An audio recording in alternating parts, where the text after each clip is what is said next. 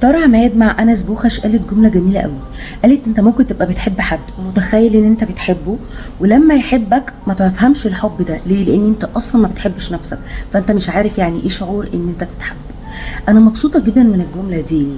لان كتير قوي من الكلاينتس بتبقى متخيله ان هي ما بتحبش نفسها، او ان ما فيش حد هيحبها بسبب مثلا حجم جسمها، متخيله ان هي لو خست هي ده الفارق. بس ترى لو بصنا لها نلاقي ان هي شكلها ما عندهاش مشكله.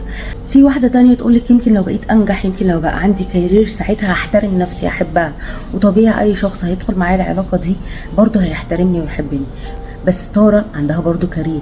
طب ليه انا ممكن كشخص اكون مقبول اجتماعيا في المجتمع اللي احنا فيه، شكل ككلاس ككارير، وستيل بتقول ان انا واحده ما كنتش بحب نفسي؟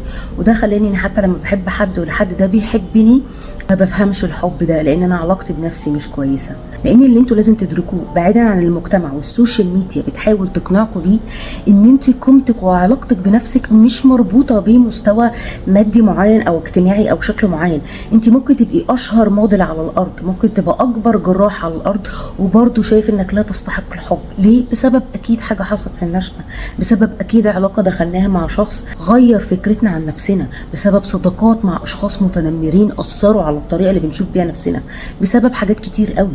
بس الحاجه اللي بجد انصحكم بيها لو انتوا بتمروا بالتجربه دي، الجأوا للجلسات، اشتغلوا على مفهومكم عن العلاقات. العلاقات مش معناها ان انا واحد ارتبط، العلاقات معناها علاقتي بنفسي، علاقتي باصدقائي، علاقتي باهلي، وعلاقتي بالشخص اللي هرتبط بيه.